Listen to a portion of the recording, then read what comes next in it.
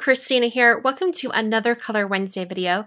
Today I'm using this stamp set from A4L. It's brand new. They just released it and it's called Boo. I'm going to be stamping a few of the different elements from the stamp set, including the two ghosts. I stamped the large ghost on some Neenah 80-pound cardstock in Memento Tuxedo Black ink, and I also stamped the smaller ghost and the sentiment that says, "You are spooktacular." I stamped that greeting on the edge of this piece of white cardstock so that I could color over the top with a YR68 marker. I believe that's the color number. I'll show you an up-close view of it, of the marker. Yeah, YR68. There we go. And now I'm taking C0, C3, and C5. These are some cool gray colors. And I'm going to be flicking in from the one side of the ghosts. I am going to be cutting them out, so I'm not concerned about starting the coloring outside of the shape. I started with C0, and then I took C3 and just really gently flicked in from that one side. I just want to get a little bit of shading on the one side of the ghost, on each of the sides actually, and then I'll come in with C5 for a little bit more intensity.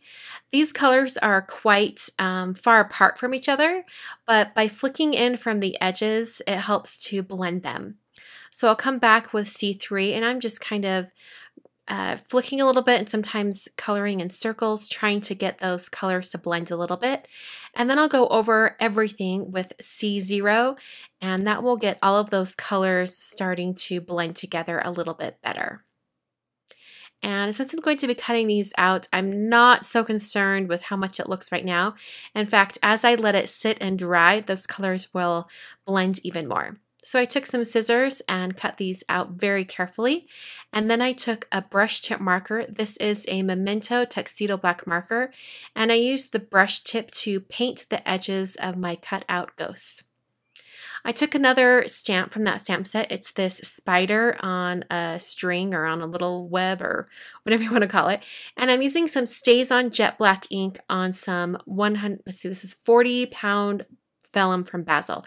I'm using StazOn ink on vellum because it is the most permanent and it dries a little bit more quickly. I did have to let it dry before I turned over the vellum, but now I'm working on the back of the vellum and I'm going to be embossing. I prepped the vellum with my eCake Success powder tool, and then I stamped the spider web from the stamp set in Versamark ink.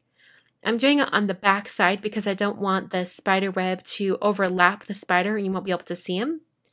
I then sprinkled on some Hero Arts white embossing powder and then just tapped that vellum to shake off the excess. I heat set that with my heat tool until it was all melted. Looks like a couple of little center areas of the web didn't quite catch all the embossing powder, but that's okay. The spider's there and it doesn't need that much more detail. I trimmed out the spider web, leaving a little bit of a margin. And now I'm taking this pattern paper from my Mind's Eyes Charmed Record It collection. It's just some nice black and white stripes. And my card base is made out of Neenah 110-pound cardstock. I scored that at 5.5 so that it would create a top folding card with the finished size of 4 1/4 by 5.5. I trimmed down that greeting and added some V-shaped cuts on the ends to create a banner. And then I placed all of my elements that I've stamped on that pattern paper just to get an idea of what it was going to look like. I used some Tombow Extreme adhesive on the back of the vellum piece to adhere the spider web to the pattern paper. And then I put some foam adhesive on the banner and adhered that down below the spider web. There is quite a bit of space at the bottom below that greeting. So after I've adhered the ghost with some foam adhesive, I took some green cardstock from Simon Says Stamp. This is green apple cardstock. And I prepped that with a eCake Success powder tool because I'm going to be doing some more embossing. I mounted the 3 stars from the stamp set onto an acrylic block altogether. And I'm stamping in Versamark ink just to fill in that area and create my own little pattern. I'm using clear matte dull embossing powder from Wow Embossing Powders. And this embossing powder is really kind of cool. I've used it in one other video and I'll link that up in the top corner. But as you melt it, it becomes shiny, so that's how you know it's melted. But then as it cools, it turns matte. So here you can see the shine, and I'm just going to hold it in the light, and you can see that as it cools down, it turns to a matte texture. It's really kind of cool. I put some adhesive on the back of the green piece of cardstock and adhered that at the bottom, and then trimmed off the excess so that it was a size that I liked. I then put some foam adhesive all along the back of this entire piece, and I pressed it down onto my card base with it aligned up at the top fold. I did want to mention that before I adhered, I remembered I wanted some string, so I attached some white embroidery floss to that and then pressed it down onto the card. I then took the white embroidery floss and wrapped it over and tied it in a little bow for a little bit of cutesy detail. I love Halloween stuff, but I don't like the really gory, scary stuff. I like cutesy Halloween. So I round those top corners, and then I took a clear Wink of Stella glitter brush pen and added a little bit of shimmer to those ghosts. And you can see the shimmer on there just a little bit, mostly on the black, but in real life you can see it really well. And that is the card for today. I hope you guys enjoyed, and I will catch you guys on Friday for a new Friday Focus video. Thanks for watching.